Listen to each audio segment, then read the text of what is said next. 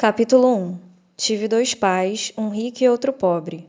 Um era muito instruído e inteligente, tinha o PhD e fizeram um curso universitário de graduação, com duração de 4 anos em menos de 2. Foi então para a Universidade de Stanford, para a Universidade de Chicago e para a Northwest University, sempre com bolsa de estudos. O outro pai nunca concluiu o segundo grau. Ambos foram homens bem-sucedidos em suas carreiras e trabalharam arduamente durante toda a vida. Ambos auferiam rendas consideráveis. Contudo, um sempre enfrentou dificuldades financeiras. O outro se tornou o homem mais rico do Havaí. Um morreu deixando milhões de dólares para sua família, para instituições de caridade e para sua igreja. O outro deixou contas a pagar. Ambos eram homens fortes, carismáticos e influentes. Ambos me ofereceram conselhos, mas não aconselharam as mesmas coisas. Ambos acreditavam firmemente na instrução, mas não sugeriram os mesmos estudos. Se eu tivesse tido um único pai, teria tido que aceitar ou rejeitar seus conselhos. Tendo dois, tive a escolha entre pontos de vista contrastantes, a visão de um homem rico e a visão de um homem pobre.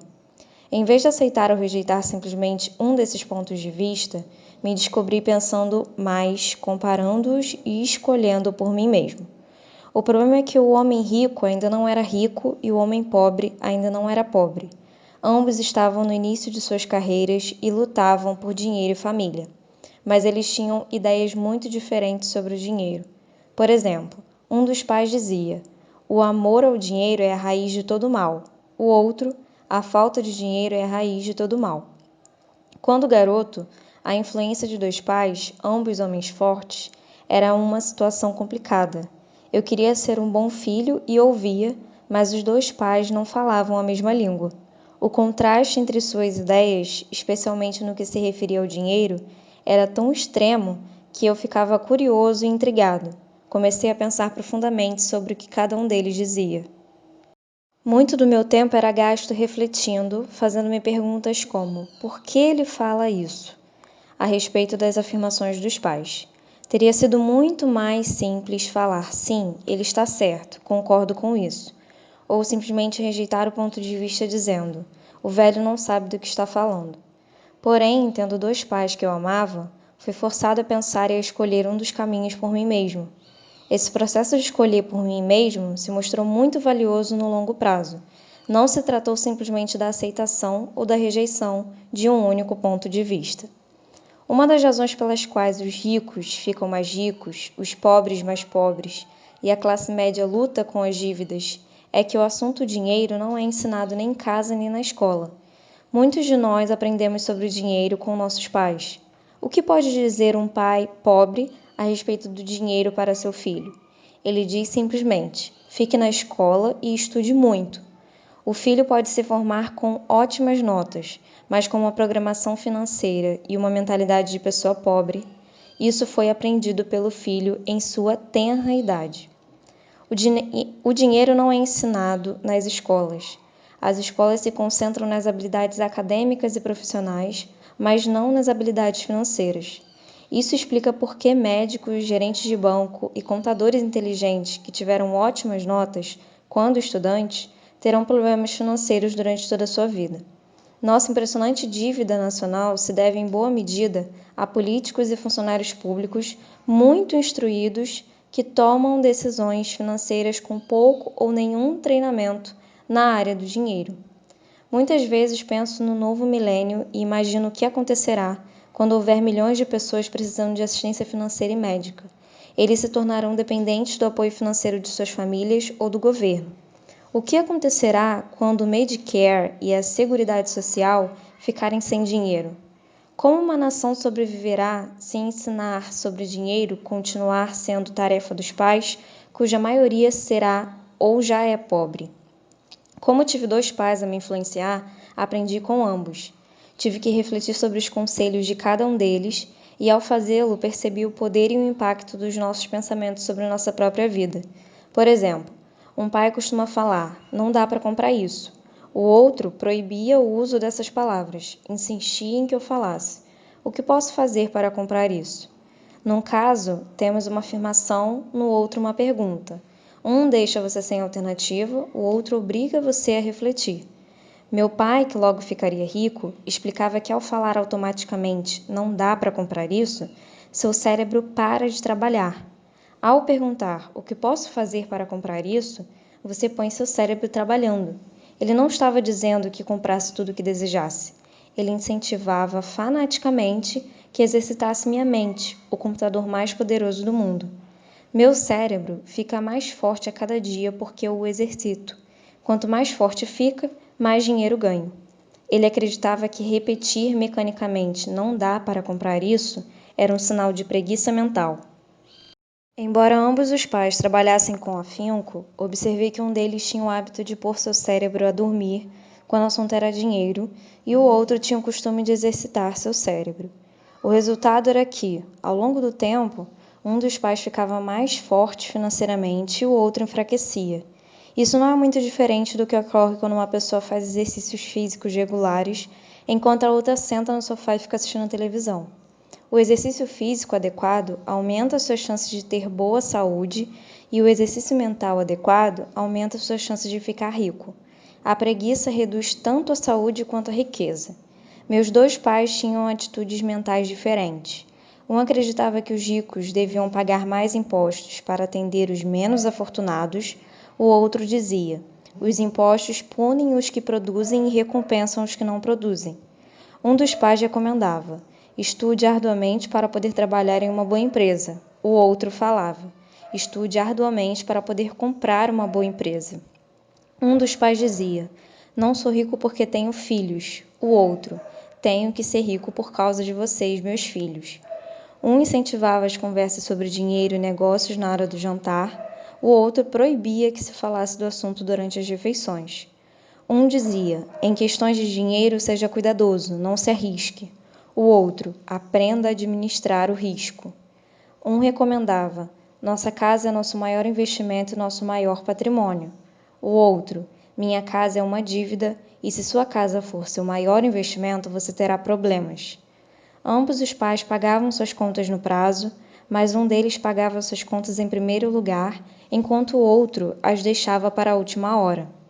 Um deles acreditava que a empresa ou o governo deveria cuidar de você e de suas necessidades. Estava sempre preocupado com aumentos salariais, planos de aposentadoria, benefícios médicos, licenças de saúde, férias e outros benefícios. Ele ficava impressionado com 2 de seus tios que foram para o exército e se aposentaram com vários benefícios após 20 anos de serviço ativo. Ele adorava a ideia de assistência médica e serviços de reembolso de alimentos que os militares ofereciam a seus aposentados. Ele também se empolgava com as cátedras vitalícias do sistema universitário. A ideia de estabilidade no emprego e benefícios trabalhistas lhe parecia às vezes mais importante do que o próprio emprego. Dizia frequentemente: trabalhei muito para o governo, mereço essas mordomias. Outro pai acreditava na total autossuficiência financeira. Ele sempre se manifestava contra a mentalidade dos direitos e falava que isso estava criando pessoas fracas e financeiramente necessitadas. Ele dava muita ênfase à competência financeira. Um dos pais lutava para poupar alguns poucos dólares, o outro simplesmente criava investimentos. Um pai me ensinou a escrever um currículo impressionante para que eu pudesse encontrar um bom emprego. O outro me ensinou a fazer sólidos planos financeiros e de negócios, de modo que eu pudesse criar empregos. Ter 2 pais fortes me proporcionou o luxo de observar o impacto de diferentes formas de pensar sobre a própria vida. Observei que as pessoas moldam suas vidas por meio de seus pensamentos.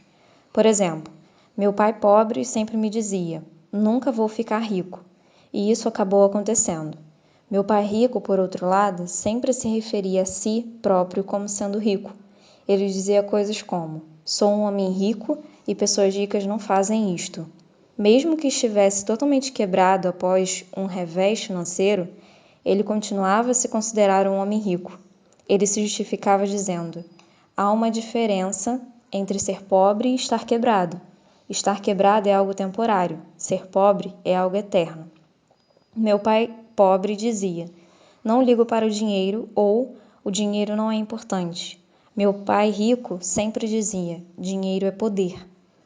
O poder de nossos pensamentos nunca poderá ser medido ou avaliado, mas desde jovem se tornou óbvio para mim a tomada de consciência de meus pensamentos e da forma como me expressava.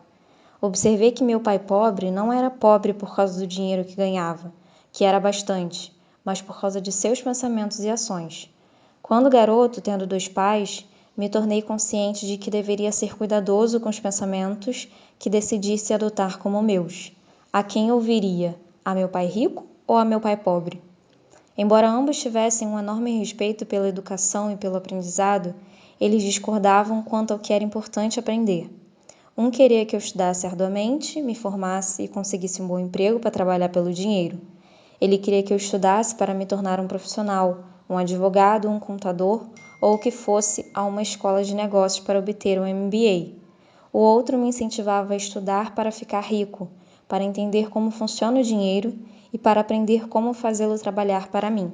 Não trabalho por dinheiro, costumava repetir uma e outra vez. O dinheiro trabalha para mim. Com 9 anos de idade, resolvi ouvir e aprender com meu pai rico tudo sobre o dinheiro. Optei por não dar ouvidos a meu pai pobre, mesmo que fosse ele quem possuísse todos os títulos universitários. Uma lição de Robert Frost.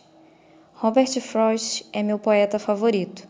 Embora goste de muitas de suas poesias, a minha preferida é The Road Not Taken. Quase todos os dias recorro às suas lições. O caminho não escolhido.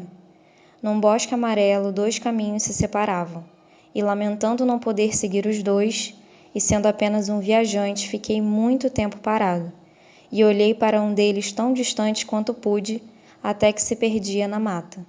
Então segui o outro como sendo mais merecedor, e vendo talvez melhor direito, porque coberto de mato e querendo uso, embora os que por lá passaram os tenham realmente percorrido de igual forma, e ambos ficaram essa manhã com folhas que passo, nenhum pisou. Guardei o primeiro para outro dia. Embora sabendo como um caminho leva para longe, duvidasse que algum dia voltasse novamente. Direi isto suspirando em algum lugar daqui a muito e muito tempo. 2 caminhos se separaram em um bosque e eu escolhi o menos percorrido, e isso fez toda a diferença. Robert Frost, 1916. E isso fez toda a diferença. No correr dos anos, pensei muitas vezes no poema de Robert Frost. Ao escolher não dar atenção aos conselhos e atitudes quanto ao dinheiro de meu pai, muito instruído, tomei uma decisão dolorosa, mas foi uma decisão que determinou o resto de minha vida. Com a decisão de quanto a quem dar ouvidos, teve início minha educação sobre dinheiro. Meu pai rico me deu lições ao longo de um período de 30 anos, até que cheguei aos 39 anos de idade. Suas lições pararam quando ele percebeu que eu conhecia e entendia plenamente o que ele estava tentando martelar na minha cabeça, às vezes bastante dura. O dinheiro é uma forma de poder. Mais poderosa ainda, entretanto, é a instrução financeira. O dinheiro vem e vai, mas se você tiver sido educado quanto ao funcionamento do dinheiro, você adquire poder sobre ele e pode começar a construir riqueza. O motivo pelo qual o simples pensamento positivo não funciona é porque a maioria das pessoas foi à escola e nunca aprendeu como o dinheiro funciona, e assim passam suas vidas trabalhando pelo dinheiro. Como comecei com apenas 9 anos, as lições que meu pai rico me ensinou foram simples, e quando tudo foi dito e tudo foi feito, encontramos apenas 6 lições repetidas ao longo de 30 anos. Este livro trata dessas 6 lições, expostas da maneira mais simples possível, da forma como meu pai rico as passou para mim. Essas lições não pretendem ser respostas e sim marcos. Marcos que o ajudarão a você e aos seus filhos a se tornar mais rico, não importa o que aconteça em um mundo de crescente mudança e incerteza. Lição 1. Os ricos não trabalham pelo dinheiro. Lição 2. Para que alfabetização financeira? Lição 3. Cuide de seus negócios. Lição 4. A história dos impostos e o poder da sociedade anônima. Lição 5. Os ricos inventam dinheiro. Lição 6. Trabalhe para aprender, não trabalhe pelo dinheiro. Capítulo 2. Lição 1. Os ricos não trabalham pelo dinheiro. Pai, como é que a gente fica rico? Meu pai largou o jornal. Por que você quer ficar rico, filho? Porque a mãe do Jimmy chegou hoje num cadela novo e eles iam passar o fim de semana na praia. Ele chamou 3 amiguinhos, mas o Mike e eu não fomos convidados. Eles disseram que não chamavam a gente porque éramos garotos pobres. Falaram isso mesmo? Perguntou meu pai incrédulo. Falaram mesmo, respondi magoado.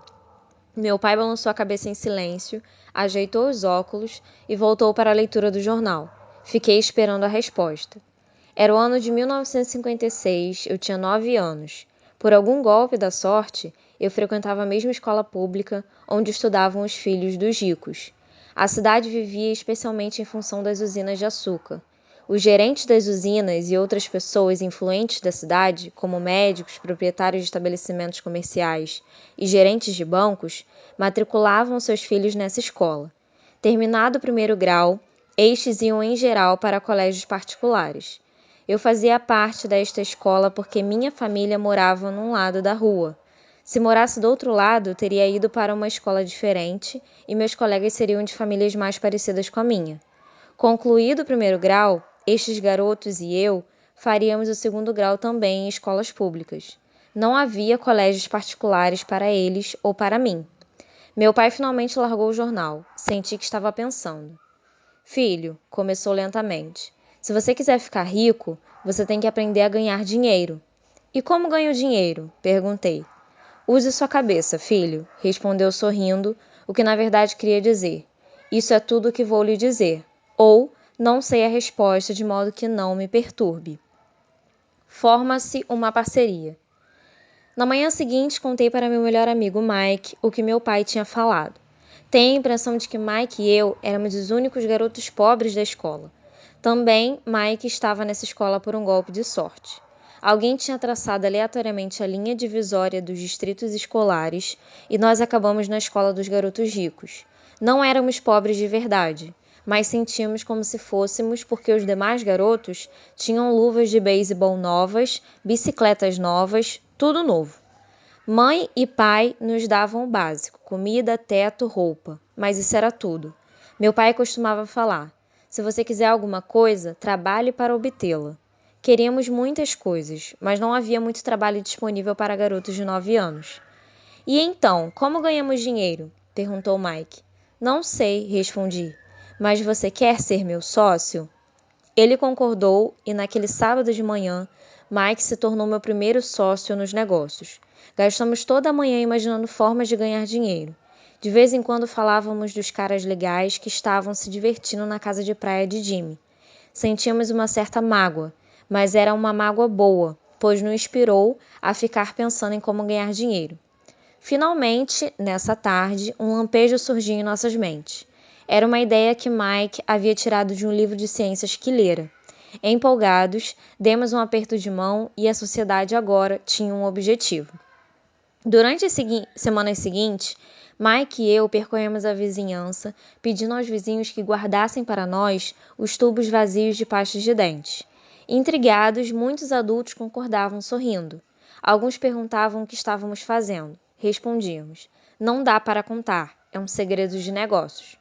Conforme as semanas passavam, mamãe ficava nervosa. Tínhamos escolhido um lugar perto da máquina de lavar roupas para estocar nossa matéria-prima. Numa caixa de papelão que contivera vidros de molho de tomate, acumulava-se nossa pilha de tubos de pasta de dente usados. Finalmente, mamãe deu uma bronca. Não aguentava mais ver aquele monte de tubos espremidos na maior confusão. O que vocês estão fazendo, garotos? Perguntou. E não me venham novamente com a desculpa de que é um segredo de negócios. Deem um jeito nesta bagunça ou jogo tudo fora. Mike e eu argumentamos, explicamos que em breve teríamos o suficiente para começar a produção. Dissemos que estávamos esperando que alguns vizinhos acabassem de usar suas pastas para que pudéssemos recolher os tubos. Mamãe nos deu uma semana de prazo. Antecipamos a data do início da produção. A pressão aumentava. Minha primeira sociedade já estava sendo ameaçada por uma notificação de despejo do nosso armazém, feita por minha própria mãe. Mike se encarregou de apressar o consumo das pastas, informando que os dentistas recomendavam a escovação mais frequente dos dentes. Comecei a instalar a linha de produção. Um dia, meu pai chegou em casa com um amigo para mostrar como os garotos operavam a linha de produção a todo vapor perto da garagem. Por todo lugar havia uma fina poeira branca. Numa mesa comprida se alinhavam embalagens de leite trazidas da escola, e no forno japonês da família, as brasas do carvão brilhavam gerando o máximo de calor. Papai caminhava com cuidado. O carro fora estacionado próximo ao portão da rua, porque a linha de produção estava na frente da porta da garagem. Quando ele e seu amigo se aproximaram, viram uma vasilha de aço em cima das brasas e dentro dela os tubos de pastas de dentes derretiam. Naquela época não havia tubos de pastas de dentes de plástico, eles eram de chumbo. Por isso, depois que a pintura queimava, os tubos dentro da vasilha derretiam até ficarem líquidos. Com a ajuda do pegador de panela da mamãe, nós despejávamos o chumbo derretido através de um pequeno furo nas embalagens de leite que estavam recheadas de gesso. O pó branco do gesso, que ainda não fora misturado à água, estava por toda parte. Com a pressa, tínhamos derrubado o saco de gesso e parecia que toda a área fora atingida por uma nevasca. As embalagens de leite vazias serviam para fazer moldes de gesso. Meu pai e seu amigo nos observavam enquanto vertíamos o chumbo derretido num pequeno buraco no topo de um cubo de gesso. Cuidado, disse meu pai. Fiz que sim com a cabeça sem olhar para cima. Quando terminei de colocar o chumbo derretido, larguei a vasilha e sorri para meu pai.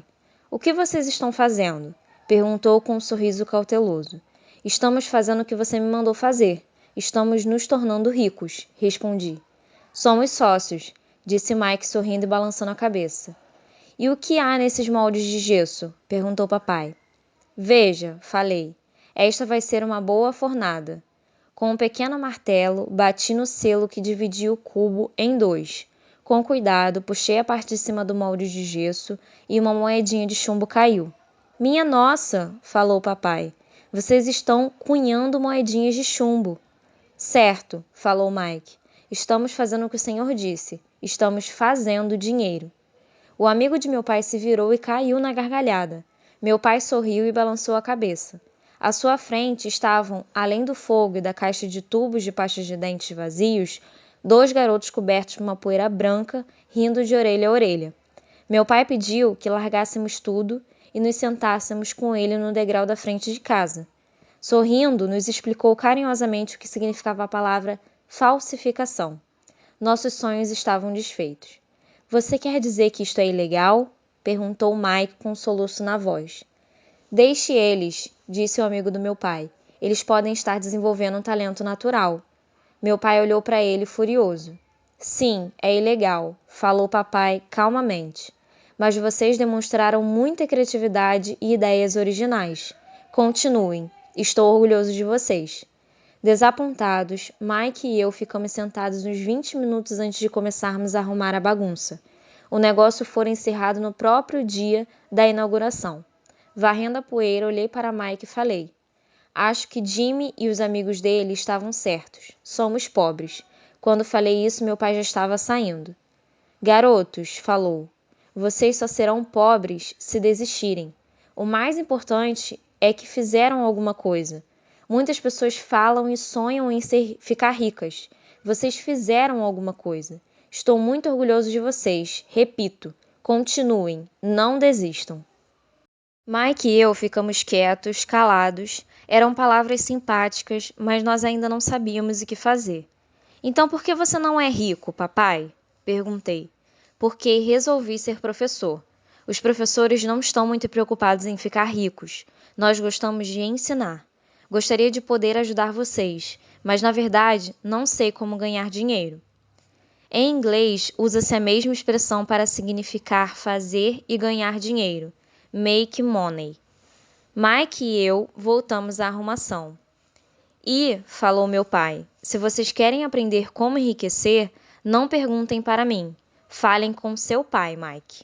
Meu pai? Perguntou Mike surpreso. Sim, seu pai, repetiu o papai com um sorriso. Seu pai e eu temos conta no mesmo banco e o gerente está encantado com seu pai. Ele me disse várias vezes que seu pai é brilhante quando se trata de ganhar dinheiro. Meu pai? Repetiu Mike incrédulo. Então por que não temos uma casa bonita, um carrão como os garotos ricos da escola? Um carrão e uma casa bonita não querem necessariamente dizer que você é rico ou que tem muito dinheiro, respondeu o papai. O pai do Jimmy trabalha na usina. Ele não é muito diferente de mim. Ele trabalha para uma empresa e eu trabalho para o governo. A empresa compra o carro para ele. Se a usina tiver problemas financeiros, o pai do Jimmy pode acabar sem nada.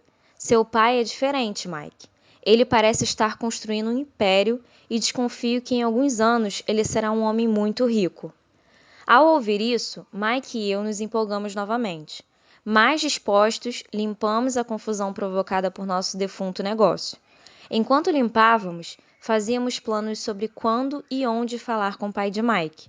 O problema é que o pai de Mike trabalhava muito e às vezes chegava muito tarde em casa. Ele era dono de armazéns, de uma empresa de construção, de uma cadeia de lojas e de 3 restaurantes. Eram os restaurantes que o faziam voltar para casa tarde.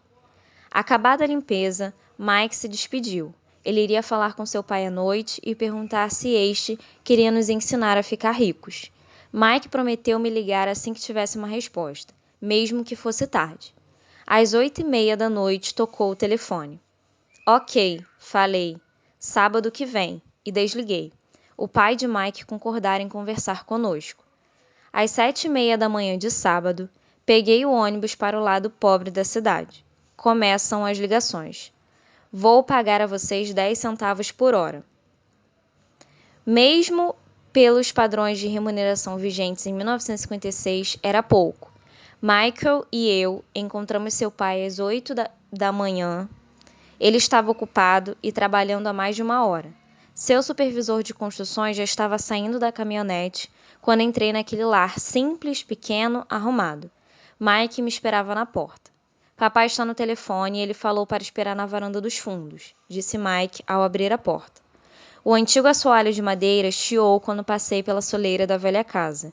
Do lado de fora havia um capacho simples, escondendo os muitos anos de uso e os incontáveis passos que suportaram. Apesar de limpo, precisava ser substituído. Quando entrei na sala estreita, senti claustrofobia. O cômodo estava mobiliado com móveis que hoje seriam objeto de colecionadores. 2 mulheres estavam sentadas no sofá. Eram um pouco mais velhas do que a minha mãe. Em frente às mulheres estava um homem em traje de trabalhador. Ele vestia calça e camisa caques, bem passados, mas não engomados, e calçava botas de trabalho bem engraxadas. Devia ser uns 10 anos mais velho que papai. Diria que tinha uns 45 anos. Eles sorriram quando Mike e eu passamos em direção à cozinha, de onde se saía para um pátio dos fundos. Timidamente devolvi o sorriso. Quem são eles? Perguntei. Eles trabalham para o papai. O mais velho dirige seus armazéns e as mulheres são gerentes dos restaurantes. E você já viu o supervisor das construções que está trabalhando em um projeto rodoviário a uns 80 quilômetros daqui. O outro supervisor, que cuida da construção das casas, saiu antes de você chegar. Isso acontece o tempo todo? Perguntei. Nem sempre, mas muitas vezes, disse Mike sorrindo enquanto puxava uma cadeira para sentar perto de mim. Perguntei ao papai se ele vai nos ensinar a ganhar dinheiro, disse Mike. E o que ele respondeu? Perguntei com cautelosa curiosidade. Bom, primeiro me encarou com uma expressão engraçada, e então falou que iria nos fazer uma oferta. Oh! Respondi balançando a cabeça para trás em direção à parede. A cadeira em que sentava se sustentava nos pés de trás. Mike fazia o mesmo. Você sabe o que ele vai nos oferecer? Perguntei. Não, mas a gente já vai descobrir. De repente, o pai de Mike passou pela porta de tela e pisou no alpendre. Mike e eu pulamos, ficando em pé, não por respeito, mas pelo susto que levamos.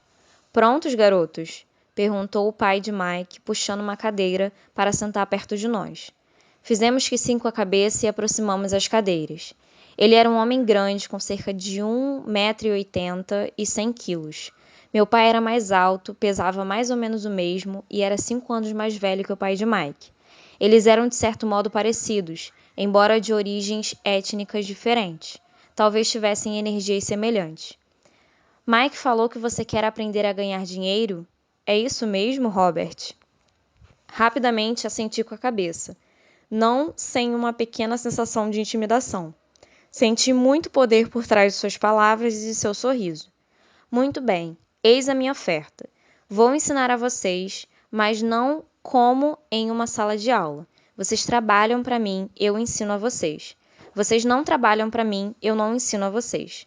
Posso ensinar mais rápido se trabalharem, e não fico perdendo tempo se só ficarem sentados escutando, como fazem na escola. Esta minha oferta é pegar ou largar. Posso fazer uma pergunta antes? Falei. Não, é pegar ou largar. Tenho trabalho demais para perder tempo. De qualquer modo, se você não puder se decidir logo, não vai aprender nunca a ganhar dinheiro.